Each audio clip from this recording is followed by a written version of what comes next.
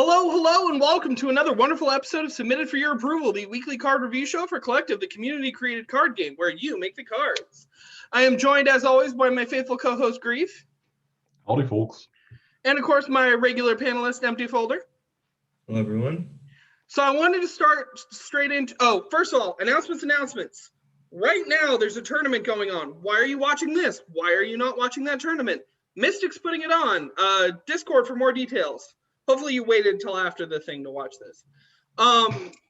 Also, in the works, if you're interested and if you're on the Discord, a community member, Dia, who is responsible for a lot of great art, Realm Admin for Yamato, is also planning one in early January. So if you want to kind of get involved, see what the discussion's like on that one, hop on the Discord.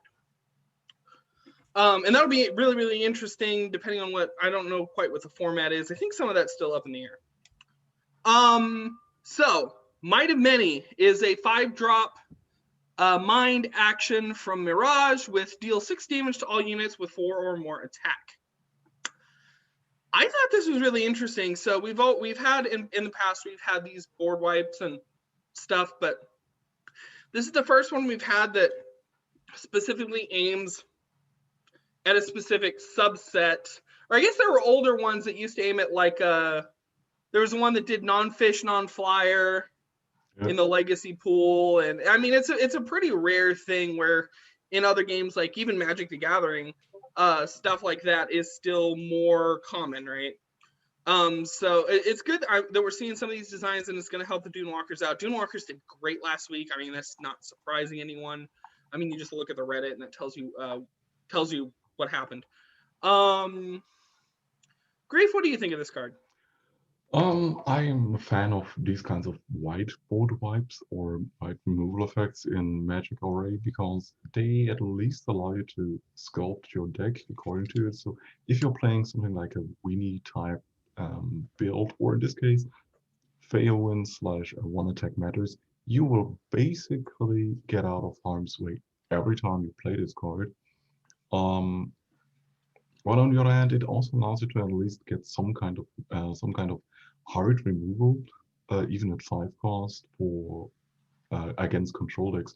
Therefore, you can basically consider it also on some occasions, especially against control decks, as a blue version of a Demon Heart, depending on the matchup. But overall, I think it's pretty good. It's a pretty good addition to the card pool. Yeah, and I think basically every matchup Dunewalkers get into, they're going to have some kind of use for this card, and it's going to change depending on the matchup. Like you said, occasionally this might even be spot removal against certain decks that are really beefy, like maybe Tuscanute or something like that. It could hopefully get a couple removals off, maybe. I don't know. It kind of depends. But it kind of overcomes some of the weakness they had while still giving it sort of an interesting space. What do you think about this, Empty Folder? I think it's kind of hard to justify running this a lot of the time because it's just so dead in certain matchups. Like a lot of decks just don't have anything with 4+ attack. And for a lot of other decks, like the 4+ attack stuff has enough health that the 6 damage just doesn't matter all that much. It's like in certain situations, it's going to be really good. It's very meta dependent whether or not it's going to be worth the risk of like having a card that's just so dead sometimes. Yeah. And so, yeah, this comes back to the thing of like, we don't have really this means to run a lot of toolkit cards like this, but I think especially maybe if we get like a tournament scene back together, this would be a good card to maybe run as a 1 of or a 2 of, just because it helps in a lot of matchups. Not all of them, but a lot of them. Obviously against Baluk aggro, that ain't gonna do anything. Or whatever. Just any sort of like another small guy's aggro deck, right? In the mirror, this card sucks. Lost Lurker is a 1-drop spirit 1/1 Spectre from Mortstall with rebound, and summon each player discards a card. There are a couple community members who are really, really not fond of this design because symmetric discard makes some people cry. Now, one thing to note about this card is running it. This does have, it is negative even after everything it does, it's still basically like -1 CA, card advantage neutral, basically. But it's inspectors, which means you're definitely going to have a way to make this read. Your opponent discards 2 and you lose rebound off a couple of things, or you get to proc some extra effects. And for that reason, this is kind of gross. But of course, there are certain players who love this kind of design. Grief, take it away. Somewhat, yes. I personally was always advocating for a 1-cost discard something card, and at least even if you're giving your opponent a choice, this basically fills the slot. And with Rebound and being a Spectre type, this has a lot of synergy possibilities.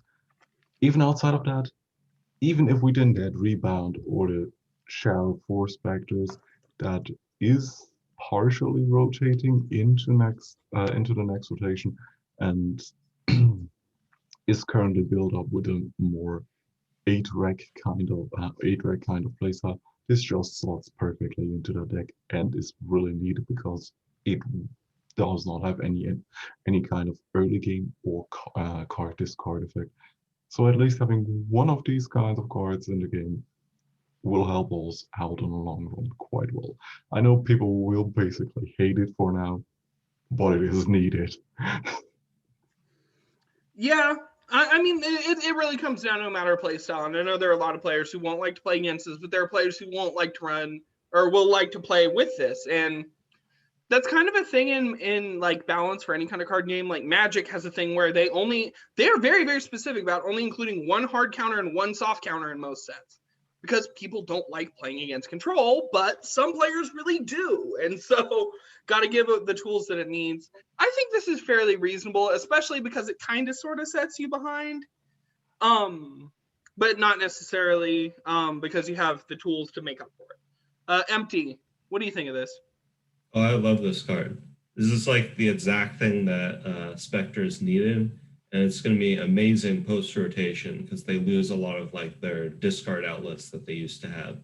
So having this as like an early way to discard cards is just going to be amazing for the deck. And the fact that it like hurts your opponent while it's at it is awesome. Yeah, it's just a really solid card. Yeah, I've been looking into it. I mean, Corn has just been knocking it out of the park. He has like 16 cards in the past 10 weeks. He's just been churning them out, and they're all great in their own way for supporting his kind of play style, which obviously there's a lot of fans there in the collective because they keep up on him. Okay, Rock Slide. I feel weird about this one, but I think I like it. So Rock Slide is a 1-drop spirit action from nowhere in particular. Fast, deal 1 to a unit. If it survives, return this to hand with +2 damage and +1 cost. So to be clear, this card can kill 1 unit. It can damage a whole bunch, but it can only kill 1 unit. And then it goes away. I think this is interesting. One thing I would look up, by the way, and I've seriously thought about cosmeticing this, is I think the alchemical symbol for Earth is flipped the other way, isn't it? I don't know. It looks whatever. I'll go look that up. People who are watching, go look that up, and you can feel morally superior until we get to the point where we can figure that out. Empty, why did you pick this card? What do you think about it? I think it's a really interesting piece of removal. I also think it's quite strong, and we'll see a lot of play. Mm-hmm. The weird thing about this is that if you have like other damaging cards, this can be really nice to like get units to low HP. And then of course this has fast as well. So your opponent can't like heal them up with an equipment or something before you're able to get that final piece of damage in. And then you can like get a lot of extra use out of this. I think it'll encourage like a bunch of really weird deck building and like maybe some like pingers to see more play. Like this is really good with Pancat. Yeah.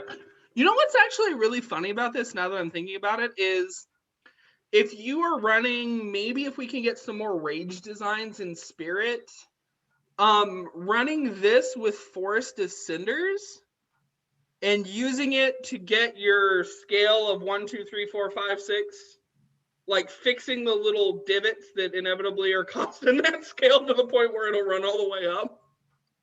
That could be really goofy. I guess it's a little goofy, but it could be helpful for that, kind of giving you the last bits and bobs of damage you need to make it a proper board wipe. Because we'll be losing Rumbling Earthquake. Will we be losing Force of Cinders as well? I think, maybe? I don't remember. I actually have to look that up because Yeah. the synergies with Burn to Cinders and Fallout, which we'll probably have until the end of December, because then that's the time where this card rotates in, will be pretty damn prevalent and actually be quite good as well. I personally see Weirdo's card as really strong, but still okay. Yeah, it's balanced. Because, funny enough, calling it balanced is maybe a little bit too much, because you have to also consider this is Plasma Splash that gives you a Fireball. Yeah. That can potentially grow into another bigger Fireball. Yeah, that is sort of an issue. Sure, the cost will stack up, but on your end, you still have, for the late game, good ways to remove potential threats on the board. I like the card, I like it a lot, but it will probably cause issues in the right deck. So let's keep that at least in mind when we look at the card and how it basically affects the matter moving on with post-rotation. Yeah, Forest is rotating. Forest is, oh man! We have Kirin the Flash as like our only really option right now. Oh, and actually, yeah, that works kind of okay with this. Yeah, I don't know. Not bad. It works quite well. Like, yeah, and this just scales so well. Like late game, this can remove anything because you can just keep going. Okay, so let's get into the meat of the show, which is always going to be the active submissions. Starting with the Firstmold. The Firstmold is a 7-drop neutral 7/7 Wax Titan from Lux. So just flavor points for the whole lining things up. Ambush, Leap, Overrun, Ward, and Summon create 3 copies of the first allied unit that died this game. First of all, Spike. The art is beautiful. I love this. Inevitably, some people are saying, well, you're developing this new identity for Wax. Shut up. This card's awesome. But it's weird at the same time. Like, so for me, like, what am I going to get out of this? I'm going to get 3 copies of Sweet Scent Kodama, and then I'm going to have a bunch of Lifebound and Rebound. There's always kind of the thing of like, are you really going to stretch this to get 3 copies of a really good unit? Can you build around that? And I don't really know the answer to that, but Grief is about to tell me the answer to that. So Grief, go. Funny enough that you asked me, because the first comment I gave Spike on that card when I saw that card, when I saw the first one like a week or 2 back, was, well, this is a very weird kind of build around. Yeah. Sure, it is designed as a value engine where you basically drop it and gain 4 units and whatever. You can also not play it as a build around. But if you really want to get the most value out of it, you probably try to make it a card, probably try to build a deck around it where you're playing a technically removal deck with key units you want to actually die. Want to have to die at the first place, like 3 to 4 targets that it could potentially churn out just when dropped. On the other hand, you're still looking at a 7/7 for 7 in neutral, so you can slot it into every damn deck that is around that has Ambush Leap, so Ambush Plus, with Overrun and Void. So it will stick around and probably deal some damage. So, like, I guess if you're talking about using it as a build around, it would be really, really cool if I was able to make Mortar Mockery the first thing that got out. And then I could maybe do some stuff where I stack a bunch of Entombs on each other, because Mortar Mockery would get the Entombs off the other. Maybe that could be a finisher. I don't know. Probably more of an Enter's play. effect or maybe entomb effects or something like that. Something that Well, was yeah, they'd probably have to be valuable entrance before. or entombs if you're really going to get that kind of value off of it. But I think, I don't know. Or agile. Or agile. And just, yeah. So I think Spike wanted this to just be a value engine, not like a big epic combo piece or whatever. But I definitely want to see it as a combo piece. I'm curious as to what you can do with it. Empty folder, what do you think? Like my first thought when looking at this is running in an action spam, because there you can afford to not play a unit for a while. Yeah. And if you get like your sentient ghoul back with that, that's pretty good. Yeah. But honestly, like looking at this again, the stats and keywords are quite good. Really, like a lot of one drops you'd be happy to get with this. Like Shinbone Jouster would be pretty good, or just like the 1/2 with Deadly for 1 mana. That would be pretty good. I don't think you really need to build around it too much to make use out of it. Oh, there is a way to cheese this though. If you could find a way to get an actual copy of this, it's gonna reset its memory. And so its memory, unless it's attached to the player. So I'd have to actually see how this is blocked, see if this is blocked correctly. Because there's certain things like if you make a token copy of Neon Ronin, it doesn't remember earlier stuff. And depending on how this is blocked, you could use that to your advantage. And I think it has to be weird. I mean, that would probably don't function. The effect wouldn't really function in a similar vein as you probably think about it, because this will the effect will probably keep the effect will keep just track of the first mode that you're playing, so the cards in your deck will keep track of that. Any other created copy won't really work because it's a summon effect, and B, they were only created post the time where they actually checked your game. Yeah. It would be you would create one in hand, then you'd have to have something else die, and then depending on how it's blocked, that could like copy onto the one in your hand. Yeah. But that seems like a lot of effort for honestly not that amazing of a yeah, it's not that great. Anyways. I mean, you could probably copy Moss with it and have more impact. Okay, Astrapi is a 2-drop mind action from nowhere in particular with deal damage to an enemy unit equal to your available mana. So this was not doing that good on the subreddit. This is at like 3. I actually think this is an interesting design, and I kind of wanted to see what you guys had to think about it, because it reminds me of like Absolute Fire, but you don't have to spend the mana, you just have to have the mana. And in exchange, it penalizes you a little bit more. I don't know if this is necessarily busted, because in order to make this as good as Fireball, it has to be turn 5 or later. And I think this is good scalable late game damage, so I'm wondering what's the issue with it. Grief, what do you think? Or Empty, what do you think? Let's have Empty talk first. I think this current version is very weak. The issue is that it's really hard to balance, because at a 1 mana version of this is of course strictly better Absolute Fire, and is also like really, really good. The issue is that early game just matters too much, and you really can't afford to have your removal sitting in your hand until turn 5 and have it be as good as Fireball. You really need that Fireball like turn 2 or turn 3 to answer your opponent's threats. Yeah, good point. Good point. And there's not a lot of ways really to ramp out in mind or cheese this in mind.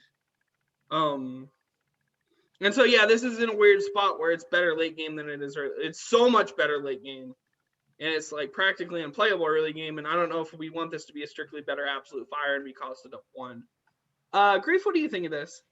I mean, we could cost it at 1 if it only hits players, which at that point it's a pure burn card. Yeah. On the other hand, this will probably make it a pretty decent win condition, considering that you have the possibilities to loop it, as long as you can do that resource efficient though. So at 1 only hitting players would probably be the best route for the card, because currently it's map removal, and so face burn. Yeah, so I agree with you guys are saying where it's really just what this card's doing that's kind of puts it in a weird spot.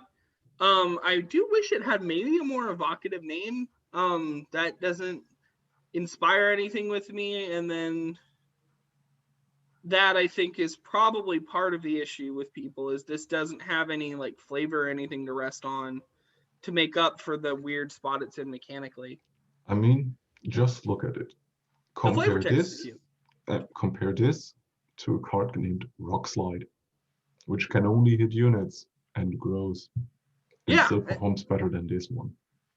Yeah, and see that has a lot like, and that is also more evocative. Even if the art's sort of an abstract piece, it's more evocative. And I think that's something to note. We don't talk about that enough on design, like how flavor intersects mechanics and makes the package tie back together. Because that was really a good work on Apra and making that feel very resonant. It's a very interesting effect. Like I like the idea of having, same. like scaling burn. It's just in such a weird place balance-wise. Yeah. Exactly. Okay, so this is where Stranger apologizes for having made a card that makes this card irrelevant. Fervent Garden is a 1-drop spirit action from Entera with fast, and put 1 of 4 random plant, or choose 1 of 4 random plants and put it in your hand. So what this is infinite index, but only fetches plants and is fast instead. And I'm so sorry I made that and ate up your design space, Thrifty, because I really, really like the look of this card. And I really, really like that we have a card doing this, but like, is there something that could be done to save this card maybe? That's kind of what I was curious about, because this does worse. I mean, this is worse than infinite index, basically. Or do you think that fast is really enough of a mitigating factor? Because the subreddit doesn't. I mean, it's basically identical if you're targeting plants. The question is, would you run infinite index and plants? And usually, I think the answer is going to be no. Because the problem is a lot of plants aren't run in any deck because they're not very good. And the chance that you get 4 of those is kind of high right now. Maybe after rotation, the pool is a lot smaller, which is usually what you use infinite index for, is to like get a small pool of minions or units where like a few are really good. Yeah. So maybe then. I don't know. I feel like maybe this should be, this could be like a good side grade to it if they change something about it. I don't think adding fast is it. What do you think, Grief? First of all, the text should be scouted, damn planned, without the damn. Yeah, that would be funny though. I would upvote that. Scout a damn plan. No. On the other hand, I mean something that could actually make this card viable or more evocative of what plants particularly do, because they can also copy and create 0/1 token versions of odd cards. Scout a plant and play 0/1 copy of it. Oh yeah, I dig it. So at that point, you are gaining 1 plant in hand and play a 0/1 copy of it. Put a 0/1 copy of it into play, which, if you're playing it or hardcasting it or force playing it, whatever we're calling it, will also trigger summon effects, which is pretty damn important for plants because the vast majority of them have summon effects. So even the worst versions of the plants have at least some kind of value, which, in regards to some of our high-costed plants, would probably be an interesting way to high roll with this effect. Snapdragon in particular would be a good high roll. Depending on the board, yeah. Yeah. Well, early game, that's just bonkers. As I said, depending on the board, if you're token plants or whatever, then yes. But yeah, so playing around with plants and copy might be good. I feel like there's a way to do that art and a similar version of that effect, and I do think it needs the scout wording. And my apologies, Thrifty, for making infinite index. You're not the only one I should apologize to for making that card, but okay. I think this is the last one on my picks. Yeah. The Yoricho Bannersister is a 5-drop strength 3/4 insect samurai from Yamato. With summon, duel an enemy unit, and Slayer, play raise the banner. So whenever a unit dies, or whenever this kills a unit, and give all friendly units +1/+1 is what raise the banner does. So this is really interesting because it actually plays that card. You do get like an action proc off of it, which doesn't really matter all that much in strength, but I thought that was really cool. I do like also how the banner changes color from one card to the next. Empty, what do you think of this card? I don't know if all that much to say about it. It's just like a decent go wide strength card, I guess. The fact that like duels a unit when it comes in is really important on this card, because it means you can actually reliably get the Slayer trigger. Yeah. Like in some matchups, obviously it's going to be hard to actually kill something with this because it is only 3 damage at turn 5. Yeah. But I think most of the time there's just going to be some like random 1-drop that you can get the proc off. So, yeah, if you do proc off of it, you could get something big. One thing is this would actually be one of the most instances of Swarm Supporter in the other 2 affinities. Partially as like a subset of Heldim, but I mean, of course, Flames are rotate, or what was left of Flames, which wasn't a lot, is mostly rotating, I think. I think this has some applications in Legacy, probably. What do you think of this, Grief? I mean, it's a pretty decent enough card that you could actually slide into. Maybe sacrifice decks, maybe vampires, maybe equipment, because it's technically 3 damage removal for 5 that also buffs your board. Yeah. This card does not need to survive. It could, and then you get in another body on the board, which is then at 4x, at least 1 HP. So the card is fine. But outside of that, it will probably not get, at least it will rarely get another raise the banner effect out, unless we reprint stuff like Lightning Rapier or similar cards that allow it to multi-duel or something like that. It's fine, basically. Yeah, I think this is good, or even a little. I think this is actually a good card, like a particularly good card. Not great, but particularly good. And then, but the thing is, like, the stuff around it in strength, right?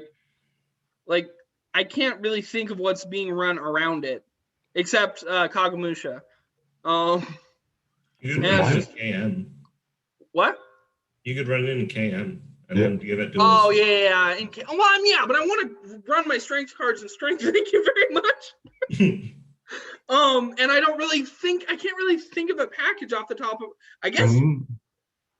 Technically, you don't really need to run a package. It's just a good card. It's just a good value card, yeah. If push comes to shove, this will be just a transition card during the time post rotation. Yeah, and that niche could fill quite nicely. Until there is a card that probably replaces it because it's either more efficient, is better removal, or gives you a better anthem effect. Yeah. I mean, there is some potential, definitely, for a Samurai Tribal if we get enough in. And this, like, it does have the synergy with, like, Kagamusha if we get more of those effects. I'm going to run this off Tribe in Vampires. Endure, maybe, if there are more cards for it, because Endure is heavily placed into Strength, if I remember correctly.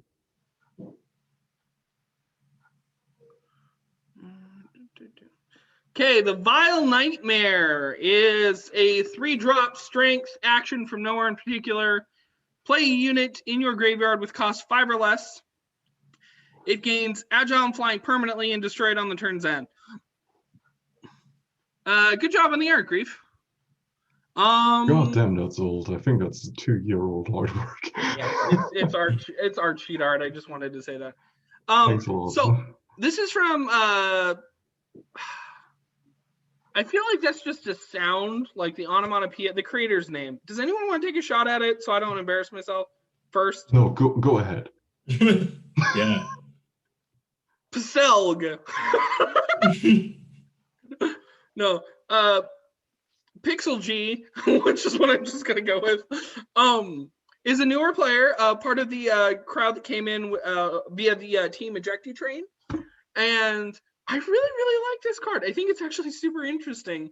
Being able to take for 3, reanimate a unit, a unit with a reasonable cost restriction, come out, hit your opponent in the face really hard, and then go away. Is a really neat design. It gets Reanimator into a second affinity, which I'm down for that. It was already in there with Ragi Resurgence, which is why I was advocating for pushing this in strength. I actually helped lab this card. I don't know. I personally would be very excited to see it in, and quite a few people agree with me, but maybe not a whole bunch. What do we actually think of this design? Grief, I'll let you start. I love any kind of reanimator effects, and we really were maybe over nerfing or over cautious of our reanimator effects when it came to higher costed units. Yeah. Sure, we had, or we have still, pretty good grave filling engines like the self-mill engines of the Nightmares, the self-discard engines from Spirit with the Spectre engines. We have milling / self-milling in Spirit as well from the Genesis and so on and so forth. So filling your graveyard isn't that hard. But still, Reanimator or Grave Source decks never really evolved beyond, oh yeah, I'm getting my Revenant, my Phoenix, my Brood, my Maw, and maybe my Shineborn Jouster. Occasionally, I'm comboing that with rebound effects and necromancy when it comes to Belfry, and that's it. Well, yeah, because people are afraid to print Zombify, just a basic return a unit from graveyard to play at like 4, which is where that effect should be, like 4. And I don't know, for whatever reason, the community is afraid of it. Well, this at least gives us options to A, play it off affinity, because at 4 this is still a fine effect, and B, in strength gives us another leeway to design grave source decks in strength, because post rotation there aren't many grave fillings, grave source effects anymore, so we have a blank server that we could design on, and I like this design pushing that direction. Yeah. And so I really like this for what it does. And I've always lamented the fact that we don't have fair Reanimator, that we only get degenerate stuff like Vigma and Brute, and then it gives Reanimator a bad name in people's eyes, and people are like, oh no, shut down all the Reanimator decks. Empty, what do you think? Yeah, I love this card. This is amazing. Yeah. It like actually gives strength both Reanimator and Reach, which is like really cool. And the very important distinction is that it actually plays the unit too. So like there's really weird things you can do with summon effects, and then it destroys it instead of banishes it. So you could do like some sort of Entomb synergy, really weird Entomb deck. There's just so many options for this card that I think it's going to cause like a bunch of really cool decks to be built around it. Yeah, and I don't know if we really have anything in strength that just drops a couple tokens on summon. It'd be really cool if we did, because then you could change stuff like this and Ragi Resurgence and stuff. I don't know. Really great design from a really new designer. I'm excited to see more. I hope this I hope this makes it to midweek. It's doing okay. It's at 11 right now. I mean, just the last card we saw, the Samurai, that would work great with this. Yep. Yeah. Oh yeah, that's fun. Asha's Words is a 13-drop neutral artifact from Mirage. Play 8 random cards that randomly cost between 8 and 13. That other random is redundant. So like, I don't know. Grief, this is on your picks, right? Yep. Get me excited about this card. Yeah, sure, it comes with Ash because it gives you more cards that you can play off of Ash. the moment you draw him, the moment you play him and have this card in hand, oh well, I just got a free extender. That's funny. On the other hand, this is the same design space of something like Shopping List, but compared to Shopping List, this doesn't need to have an entire deck built around it. So you can either try to abuse it by ramping into it or reducing its cost. On the other hand, this is just a cute little partial win condition similar to Shopping List White, where you don't really have an idea what you're getting from it, but depending on the card pool or the kind of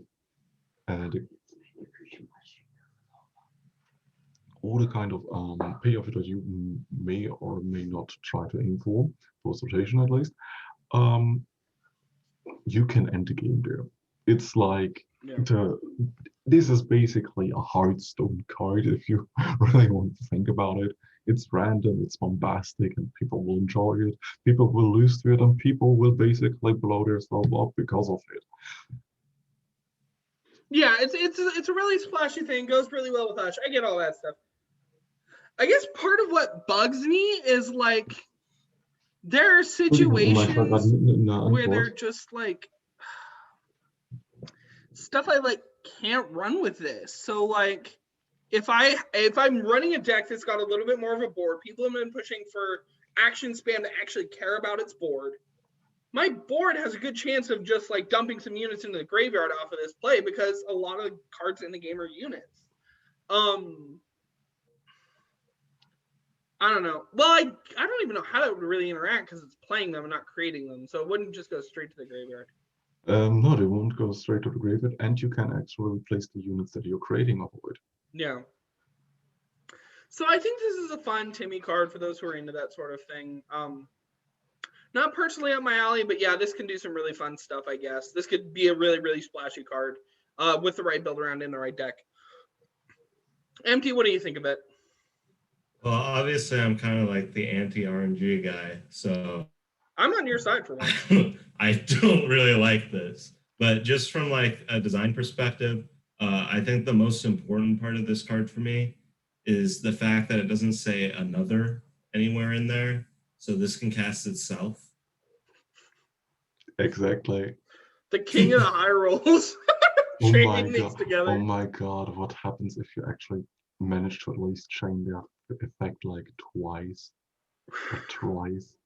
Like post rotation, we don't have that many high cost cards, so there is a genuine chance that that could happen multiple times fairly easily.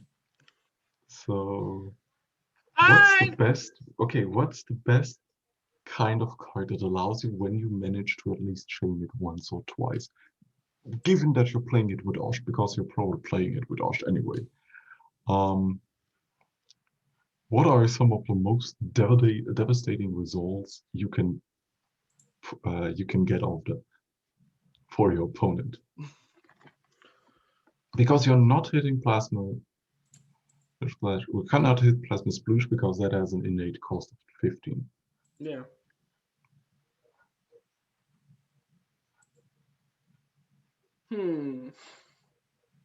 You could actually deck yourself. You could. This could kill you. Let's be clear about that. This could kill you. Yeah, that's true. The thing is, in the pool for post rotation, we have Herbal Studies and Ush, which both draw 3 when you play them. Yeah. Oh my god. This can basically chain infinitely with Ush, so yeah. And kill yourself. I don't really know what else to say about this card. I'm gonna move on. I feel like really weird about it. It's so weird. It's too weird. I like it. Okay, so the Essence Shifter is a 3-drop strength 4/4 demon arcanist from nowhere in particular. Beginning of the game, if you have 15 or more off affinity cards, give them rebound. Neutral is an infinity. For those of you who don't know, this. So with Puapka doesn't like KM, and this almost became a KM card, but I'm guessing neutral doesn't have an off affinity because everything's on affinity for that. And so that was how they planned this against KM. But this is just weird. So this is designed to kind of fill the gap of like Penumbra. I don't know what to think about this. Who went first last time? I did. Okay, Empty, you go first this Your time. shot. Yeah, so it's a very strange design. I do kind of like it just because it encourages like a lot of really weird deck building decisions. I think currently the meta is just way too fast because this is definitely like a value-based card. Because you're paying one more for things in order to give them rebound, which is really, really slow. But it does give you like good value. So currently I don't think it would see too much play, but maybe post-rotation, there could be some interesting things. Of course, as always with cards like this, like there are probably ways to like break this basically. Yeah. It's just like, will people think of them and when will they exist? Yeah, there's probably something that should never in a million years have rebound, and this is the thing that gives it rebound. Yeah. Off the top of my head, the current problem with this is that if you run this in a Penumbra list, you can probably get this to trigger first and then Penumbra to get rebound with no downside. But once that rotates, it'll probably be fine. That's basically just a December combo. It's the Christmas combo. The Christmas combo, Grief. Magic. Christmas magic. I like this card a lot. Because sure it gives cards rebound for 1 mana, but we are still considering rebound at 1 mana still. So that makes a lot of sense. The funniest thing is it counts itself. So 3 copies of this already puts your count of other cards that you have to run off affinity at 12. On the other hand, we do have discard packages that we take into post rotation. Rebound makes them free discard targets.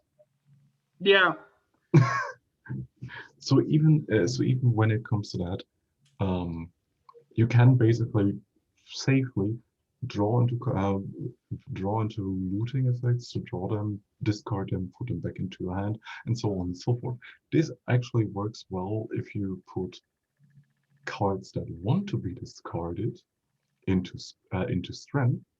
Oh boy, we were so worried about Lazaro Undead, we didn't think about Lazaro Specters.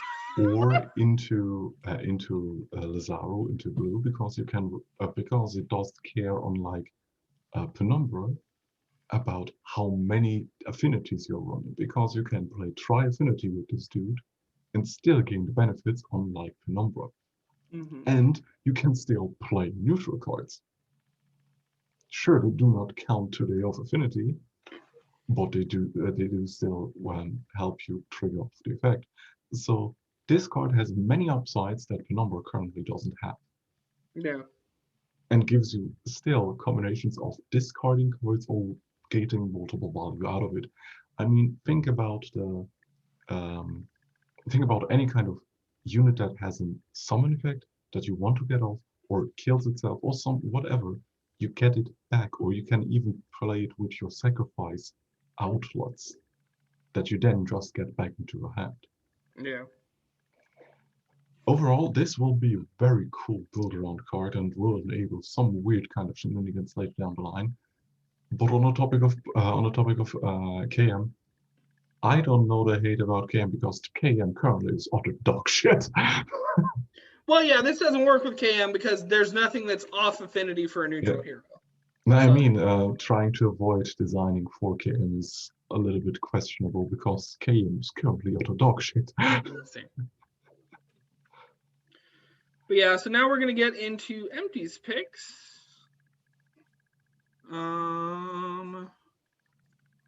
Starting with Weaver of Webs. Weaver of Webs is a 4-drop Spirit 2/9 Spider Horror from Carthian with Ambush and Entrance. Your opponent creates 3 Rowdy Teenagers. Rowdy Teenagers are 1/1 neutral humans with Agile and Entomb. Your opponent gains +1 XP. Do note that I am not credited as the designer on either of these cards. That is to say, someone else designed a card for Carthy. He's a friend of mine. He's actually my neighbor. So how does it come to that he will design a card for Carthy? And I did all the flavoring. He just did the mechanics. I am so surprised. I did all the flavor work on this. I mean, I'm not surprised why this card is a Carthian card and why MT picked another spider to talk about. Yeah, so MT, talk about why you picked this card. Let's start there. It's very simple. It has that sort of kaiju design space that you've been trying to do, where it's creating units for your opponent. And that's like the hunted design space from MTG. And I love that design space. I want more cards that use it. Yeah. So I wanted to talk about this card because I think it's great. I probably should have typed this as kaiju. That's just a problem on my part.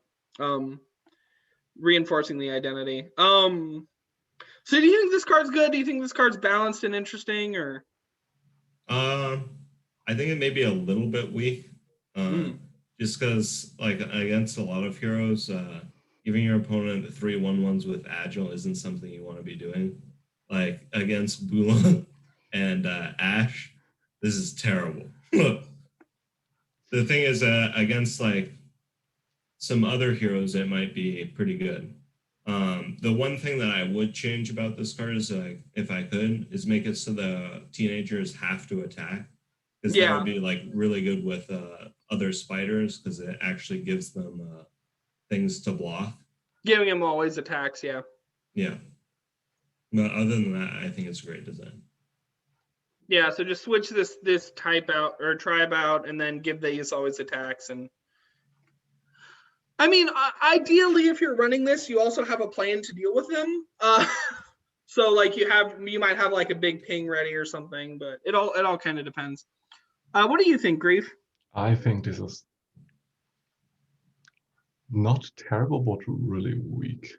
Yeah. I mean, the downsides harshly outweigh the positives of this card. Considering, sure, you have you have a 2/9 blocker for 4 with ambush that cannot leap, doesn't have deadly, and still gives your opponent 3/1/1s with agile that are neutral. So they're equipment targets. Bullet can trigger off of them. Ash can trigger off of them.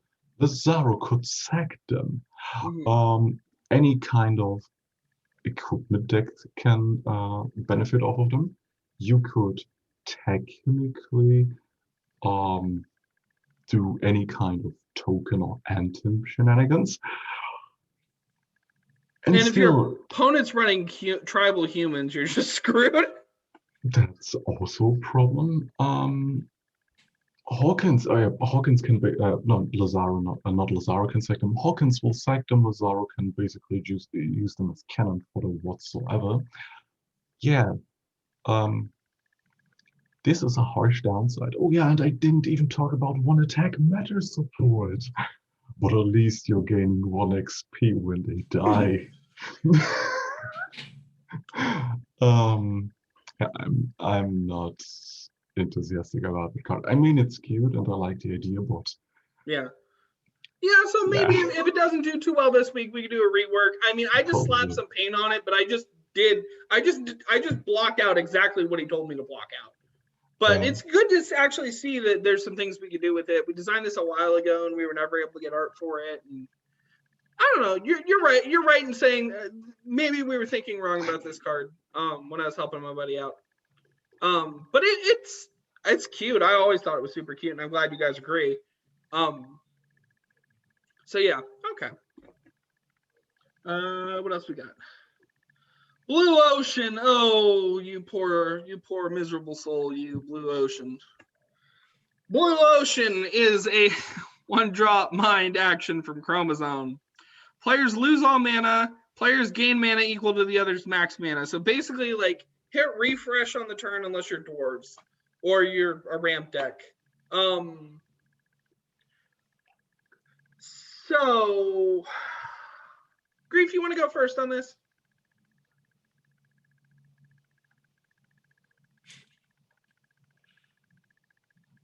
I know I'm oversimplifying it. I'm giving you something to talk about. MG, could you please talk about this guy? Because I'm still kind of contemplating why would I run this? Okay, sorry. Why would I run this? Sure, I could be a combo deck that now allows my opponent to answer my combo. This is like, I would like to play High Tide, but I also allow my opponent to gain a free mana drain off of it for 15. I know I'm over exaggerating things here, but that's basically a thing here. Oh, Grief, I have an idea. Jank combo time. I'm in Legacy, and I am running action spam with Flash Flamingo.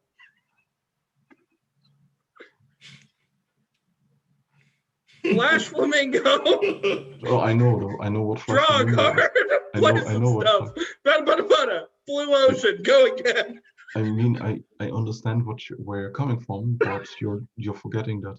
Sure, you have Flash Flamingo, but why aren't you running the other Flash/Agile Matter support? Because there is actually Flash support in Legacy that cares about that stuff. On top of that, sure, you can end the turn on your opponent, but why play this? I don't know. If you had like a fast, if you had a deck, if we could build a fast deck with this, right? Okay, that's basically the only combo that I'm seeing. Yeah, sure. In Legacy, if you're playing the Flash Dogs deck list, then this will work. Really well. It will work. This is Time Warp in a fast deck. This is freaking Time Walk. I think that's maybe part of the problem, right? Is that if this is ever good for you, it's maybe too good for you. Exactly. I mean, sure, we can have this in the game. I'm not saying that this is bad. I just don't see a way where I want to play this without it being nerfed the week after. Yeah. Okay. Fair. Yeah, because like the only thing you're gonna do with this is really bust it. You're running dwarves. You're running, all sorts of weird, awful things. Empty. What do you think of this?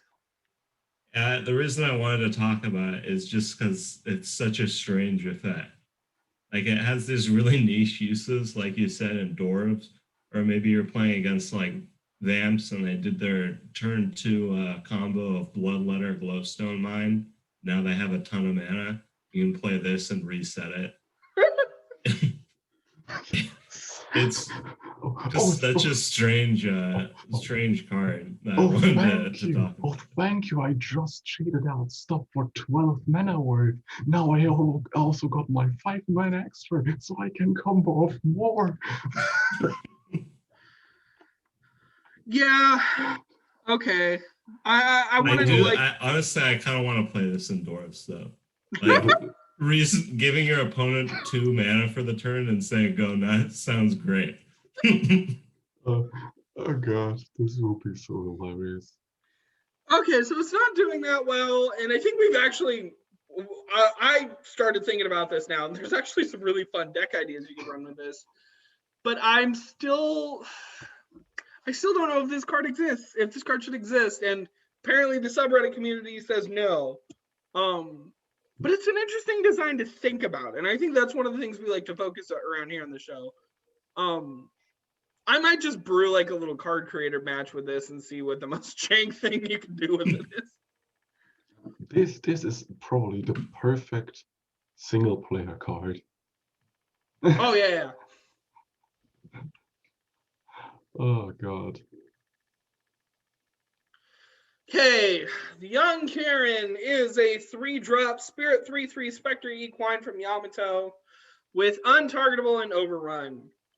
I want to get protection out of Spirit in at least below 5 mana, and so I don't really like this thing. But that's probably just Stranger and Stranger's strange ideas. Empty, why'd you pick this? Because we need more untargetable cards. There's No! none post rotation. I want untargetable. Stranger. Untargetable is great. It forces your opponent to actually like have units on board. One of the reasons like action spam is like constantly so good in Overtune is that we don't have any untargetable units, so you can't put anything that they can't remove. Like Ward does almost nothing because they have Plasma and Sploosh and Vicious Stare. They can pop it for 1 mana and not even a card. And the having bug. untargetable is like really important to be able to answer that. On the other hand, untargetable is actually a needed keyword because the only cards that we have post rotation say they cannot gain untargetable. That's basically untargetable reference in post rotation. There is no untargetable on lower cost cards. And it's actually an untargetable on anything. It's an important keyword to have. People are just stupid when it comes to designing cards with it. Okay, then do you think this is a fair untargetable card? Yes, of course. I don't personally care about a horse push in Yamato much, but I care about untargetable, and this is semi-decent with a 3/3 untargetable overrun unit for 3. It's okay. It exists. Yeah, I know Dia is trying to do Equine Tribal. Yeah, and so this will give you like and a lot of the Equine Tribal that Dia has been designing is get an Equine out, and then other stuff will proc. This is supposed to be your sticky Equine for the Equine Tribal, basically. Something you can get out that's going to stick, and then you can proc your other effects off of it. I play it as a Spectre. That's what I care about. Yeah, it's also a Spectre.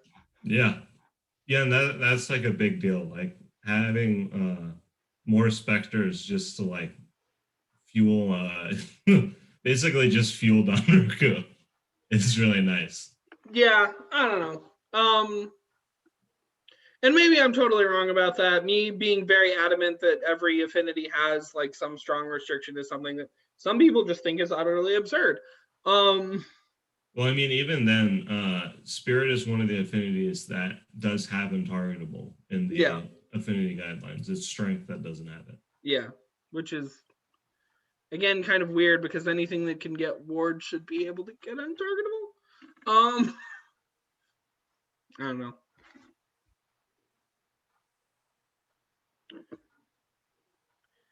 But we almost phased it out with the rotation. Okay, now let's talk. So there were 2 Dunewalkers that slipped through the cracks. I think this one resubbed, or was this one not in the AC? I think it is resubbed. Yeah, so there was mine that didn't have the art, and now it has the art, and it's doing really, really well. And this one is just a resub. But let's talk about it. Oh, this is cute. Dunewalker Infiltrator is a 1-drop mind, 1/1 fee 1 for Mirage, agile, ward, unblockable, and end of turn bounce this. Woo-wee, that is a package. Grief, what do you think of this card? It's a 1-attack enabler. That's it. I personally don't really care about it because, let's be honest, it's getting 1 damage in, and maybe, just maybe, if you're coming it off with other cards, this will either proc your Ash trigger or at least allow you to get 1 cheeky damage off with other triggers like what was it, sources and so on and so forth. But most of the cards don't rotate in post rotation, so it's there and it is a one damage ping on turn 1. Yeah. So this is doing really well. What weirds me out is, first of all, the resub wasn't pacifist, which I thought the resub, if we're gonna resub one, should have been pacifist. But also, like, Rogue is in the set. Rogue will survive post rotation, and this does basically what it does, just a little differently. And this actually costs more to put into it constantly. Do you think we need this and Rogue? I don't think you're playing this turn 1. This is a terrible turn 1 play. Exactly. It's basically deal 1 damage to your opponent, go. Yeah. Basically, this is just a Fey trigger. Yeah. It triggers your Phaelin, and then if you're one off an Ash proc, this can get you there. The reason like I wanted to talk about this is that the initial design I really didn't like, but this one I think is a lot better. Because the initial design was it played from your hand automatically before combat, so your opponent literally couldn't do anything to stop it. I think this is a much cleaner implementation, and it fits on a common. Yeah. I don't know. I just don't. You're right. I guess you guys are right in saying that these feel very different. This is sort of a Mana Sink card for maybe like the mid to late game versus Rogue, which is very much an early game card to get those procs in early. And I guess they do complement each other in a way that's interesting. I mean, it's basically a burn card to get in the last few points of damage. Yeah, this is reach, is what this is. Okay, so maybe I was too harsh on this. I do really like the art. This is one of the really fun arts that Cormiel came up with for the AC. So we'll see how this is doing. It's actually doing pretty well. I wouldn't be surprised to see it in midweek. And yeah, maybe I judged it too harshly.